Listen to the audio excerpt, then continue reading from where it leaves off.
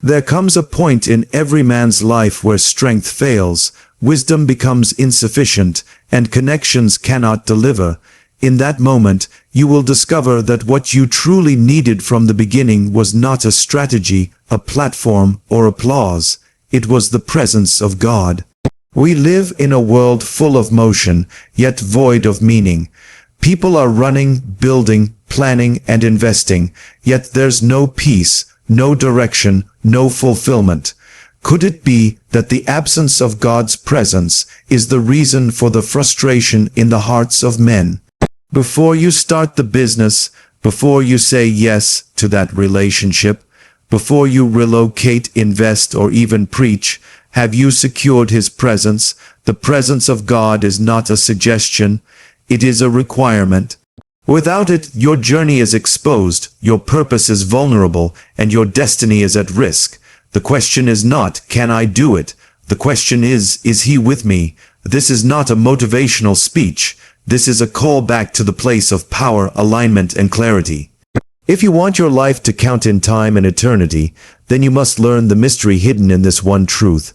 Start with the presence of God.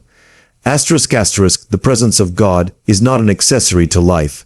It is the foundation of divine direction. Many people move, they act, they speak, they plan, but they do so without first securing the presence of the one who knows the end from the beginning. It is possible to be gifted, anointed, intelligent, and still be out of alignment with the will of God simply because you did not begin with Him. Divine direction is not a product of guesswork or ambition. It is birthed when a man encounters God and is guided by His voice. There is something about the atmosphere of God's presence that brings clarity.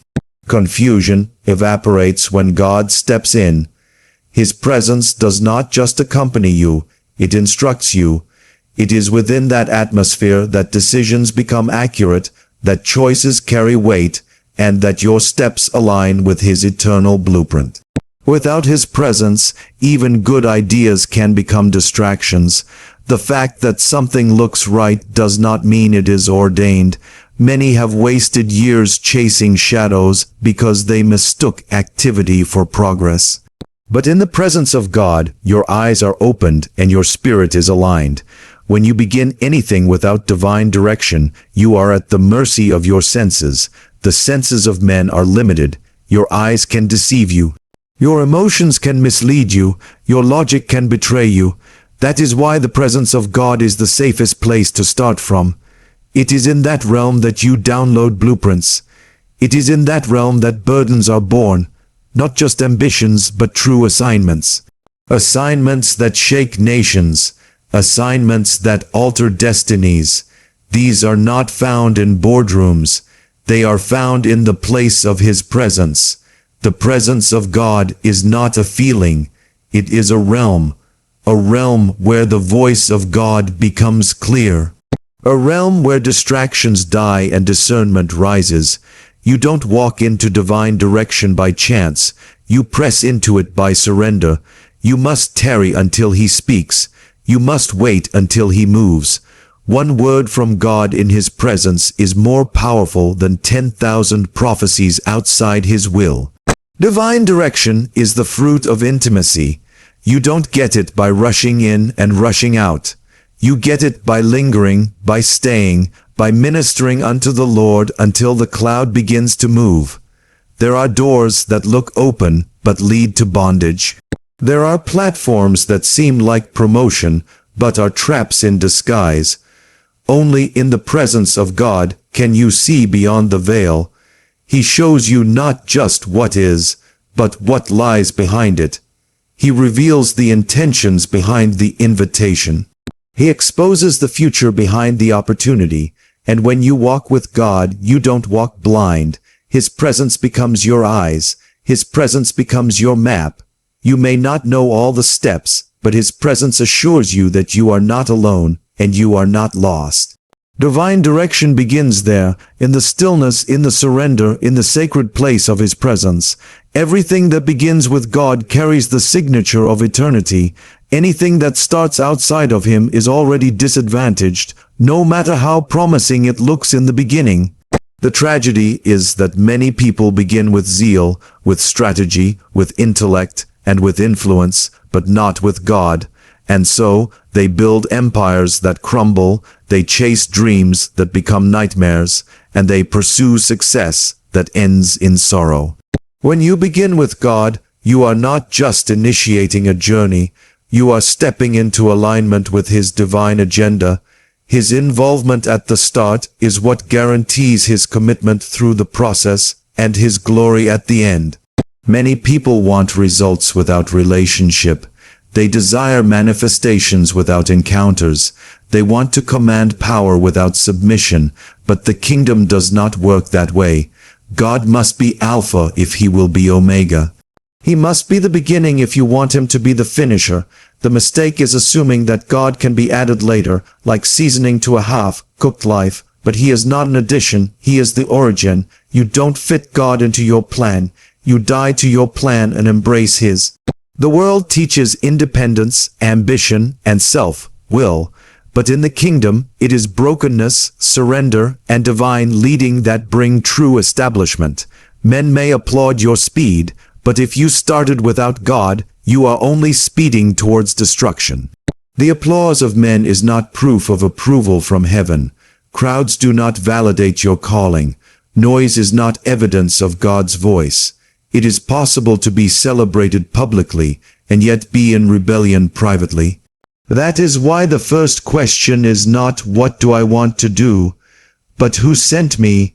When God is not the foundation, no matter how beautiful the structure is, it is built on sand.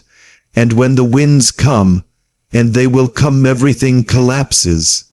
But when God is the beginning, when His presence is the blueprint, when His voice is the instruction, the journey becomes a covenant. He watches over His word to perform it, not your ambition to validate it. So, before you start the business, ask Him. Before you accept the invitation, ask Him. Before you move to that city, ask Him. Do not allow pressure to become your compass. Do not let opportunities distract you from instructions. Many are building towers of Babel instead of temples of glory. They rise quickly but fall terribly. Because anything that God does not initiate, He is not obligated to sustain. The presence of God is not just an atmosphere. It is the approval of heaven. It is the divine seal that says, "This is my will, walk in it." Without that seal, you are exposed to battles you were never trained to fight. You enter territories you were not graced to conquer. But when you start with God, the same hand that led you out will lead you in. The same voice that called you will guide you. And the same presence that began with you will carry you through every valley, every fire, and every storm. The presence of God is not an emotional escape or a spiritual luxury. It is a system of empowerment. It is the womb that births peace, and the altar that generates power. When a man finds the presence of God, he has found more than a spiritual atmosphere. He has found the place where divine energy is transferred. In that realm, fear dies, anxiety is arrested, and strength is infused. It is impossible to truly stay under the weight of His presence and remain ordinary. His presence does not just comfort, it equips, it transforms, it energizes. Many desire power, but they do not know that power is a byproduct of presence. It is not in shouting or running or screaming. It is in the quiet place where the Spirit of God begins to incubate your spirit until boldness is born. Peace is not the absence of storms. Peace is the presence of God in the midst of the storm. There are men who are walking through fire, but they are not burned, not because they are strong, but because there is another in the fire with them. That is what His presence does. It creates a climate where circumstances bow to the authority of God. His presence becomes your anchor. While others are drowning in fear and worry, you are standing, still and confident, not because you know what is next, but because you know who is with you. The peace that passes understanding is not a theory, it is the natural atmosphere of one who hosts God genuinely. Power is not first about results, it is about alignment. When you host God, you begin to walk in the consciousness of His supremacy. Authority flows naturally from presence. When you see men who speak and spirits obey, who decree and doors open, who pray and territories respond, they are not lucky. They are men who have spent time under the influence of divine presence. They are not entertainers, they are custodians of presence. There is a difference between a man who speaks from intellect and a man who speaks from the altar of presence. One informs, the other transforms. The presence of God refines, it purges your motives, it breaks your pride, it burns away the flesh and reveals Christ in you. That is why men of presence speak few words, but those words carry the weight of heaven. The power to shift atmospheres, to command deliverance, to release healing, it does not come from gifting, it comes from presence. Every time you invest time in seeking God's presence, you are exchanging weakness for strength, fear for faith, confusion for clarity. You are charging your spirit to become an embassy of heaven on earth. Many cry for influence, for manifestations, for greatness, but the secret is not far. Power is the heritage of those who dwell, those who tarry. Those who wait, the longer you stay with Him, the more you reflect Him. You don't have to announce yourself. His presence on you will speak louder than your voice. His presence on you becomes your endorsement. His presence becomes the explanation for your results. When a man begins to seek the presence of God, he must understand that he is not merely searching for an experience or a blessing. The true pursuit is not for his hand, but for his face. Not for what he can do, but for who he is. Many approach God like a merchant approaches a supplier, coming only when there's a need, seeking only when there's a crisis. But the men who carry the weight of God's glory are those who have learned the value of seeking His person above His provisions. When you pursue God for His person, you step into a dimension where your life becomes a throne room, a dwelling place for the King of glory. There is a difference between visitation and habitation. God does not want to be a guest in your life. He desires to be Lord. He does not just want to touch you during a service. He wants to tabernacle with you, to walk with you, to speak with you, to commune with you as a friend. But that kind of intimacy is reserved for those who have laid down the craving for things and picked up the hunger for Him. As long as your hunger is tied only to breakthroughs, miracles, promotion, and prophecy, you will never truly find Him, because He reveals Himself to seekers, not to users. When you begin to seek His presence as your daily pursuit, you will find that He begins to reveal dimensions of Himself that eyes have not seen. The more you behold Him, the less you desire the things of the world. You don't lose your desires by trying to suppress them. You lose them by replacing them with something greater.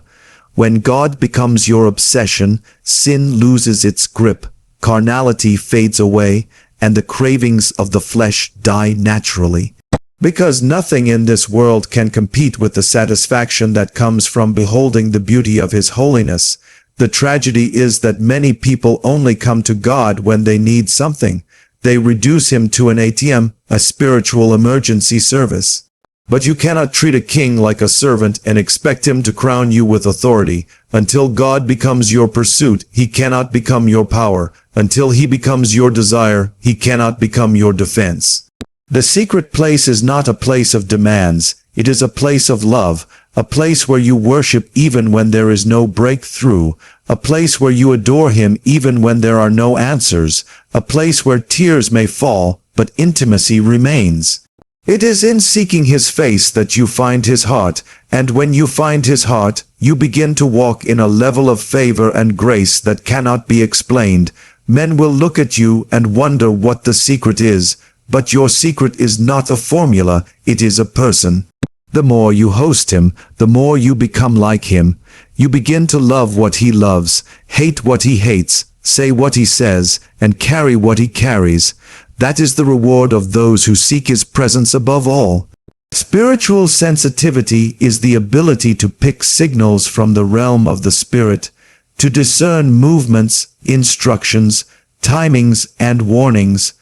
But this sensitivity is not automatic. It is born in the womb of God's presence. A man outside the presence of God is spiritually deaf, no matter how intelligent or gifted he is. In the presence of God, your spirit is calibrated, aligned, and activated to perceive what eyes cannot see and ears cannot hear. You begin to discern the seasons of your life, the burdens of God's heart, and the operations of darkness long before they manifest physically. Many have missed divine appointments, open doors, prophetic alignments, simply because they could not discern. And the reason they could not discern is that they did not dwell. Sensitivity is not a gift. It is a result of consistent intimacy. When you spend time with God, you begin to know his voice, not as sound, but as a language. You begin to recognize his whisper in the noise. His peace becomes a direction. His silence becomes a message. His promptings become the compass for your destiny. Outside of his presence, the heart grows dull, the conscience becomes weak, and deception becomes easier. What was once sin becomes negotiable. What was once compromise becomes acceptable. You cannot remain spiritually sharp while neglecting the secret place. Revelation does not just come because you read the Bible. It comes when your heart is open in the presence of the one who wrote it. In his presence, scriptures come alive, verses become instructions, promises become pathways. The same chapter others read and forget, you read and cry because the Spirit breathes upon it. When you dwell in his presence, even your natural environment begins to submit to your discernment. You walk into a room and know something is wrong. You shake a hand and feel a transfer. You meet a stranger and pick a burden. That is what the presence of God does. It sharpens your inner man to interact with the invisible realm. You don't guess, you know. You don't assume, you perceive. That is the advantage of men who prioritize his presence. The danger of spiritual dullness is that it exposes you to satanic manipulation.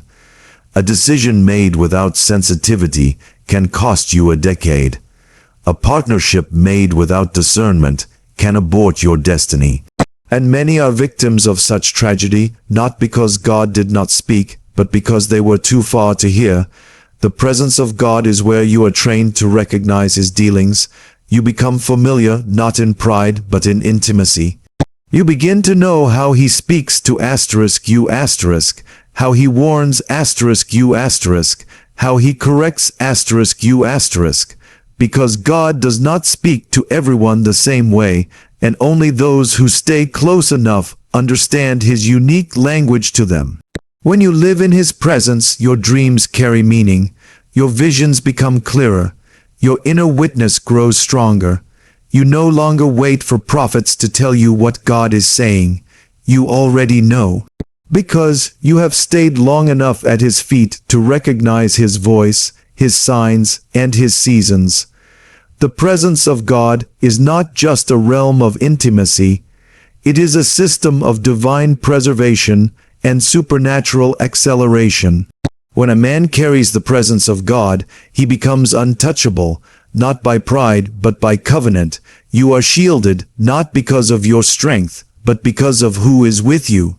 There are arrows that fly by day, and terrors that move by night, but when God is with you, his presence becomes your fortress.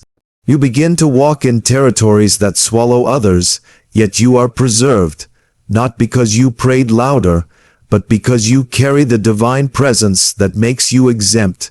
Preservation is a mystery. It is the signature of God upon a life that says, "Touch not." It is not every battle you fight. There are battles you escape simply because you are surrounded. The presence of God creates an invisible perimeter around your destiny. Men may try, but they will fail. Systems may plot, but they will collapse. The presence of God frustrates the devices of the crafty and renders enchantments useless. Every time you prioritize His presence, you have chosen to dwell under the shadow of the Almighty, and under that shadow there is no premature death, no unnecessary losses, no demonic infiltration. You live like a burning fire, and every force of darkness that comes near you is consumed by that flame. But beyond preservation, there is acceleration. There is a speed that comes upon men who dwell in His presence. It is not natural speed. It is a prophetic dimension where time bends to accommodate divine purpose. What takes others 10 years, you begin to experience in 1, not because you are better, but because the one who owns time is now walking with you. He redeems time, restores wasted years, and compresses seasons. When the presence of God is upon your life, He brings the people you need, the resources you need, the platforms you need, all in alignment, all at once. You become a man helped by God, not by labor alone. There are men who have labored for years, yet the results do not show, because it is not by might, it is not by power. When the presence of God comes, grace comes with it. Favor comes with it, light comes with it. You begin to rise, not by pushing men down, but by being lifted supernaturally. Your voice begins to echo beyond your qualifications. Your feet begin to step into places you never applied for. And your name begins to be mentioned in rooms you've never entered. That is what His presence does. It causes men to overtake who started before them. It makes up for lost time. It turns delay into divine setup. It carries you on the wings of the Spirit and places you where your strength could never take you. One moment of divine presence can achieve what years of labor cannot. And when you walk with God continually, you become both preserved and accelerated, shielded from evil and propelled into destiny by the force of His glory. The journey of life is too fragile, too deep, and too prophetic to be attempted without the presence of God. It is not enough to have vision, talent, or passion. Without Him, you labor in vain. The presence of God is the difference between motion and progress, between surviving and fulfilling destiny. It is in His presence that direction is birthed, peace is sustained, power is generated, purity is preserved, discernment is sharpened, and destiny is accelerated. To begin without God is to invite confusion, delays, and destruction. But when you start with Him, stay with Him, and finish with Him, your life becomes a living epistle of His faithfulness. He does not just want to be part of your life. He wants to be your life. Make His presence your priority, and you will become a testimony of His glory. Thank you for walking through this powerful truth. May the presence of God surround you like a shield, go before you as a guide, and rest upon you as a mantle. May your steps be ordered, your heart be aligned, and your journey be filled with light. Good luck as you rise, not by effort alone, but by grace and divine presence. Keep burning, keep pressing, and never lose sight of the one who walks with you. God bless you richly.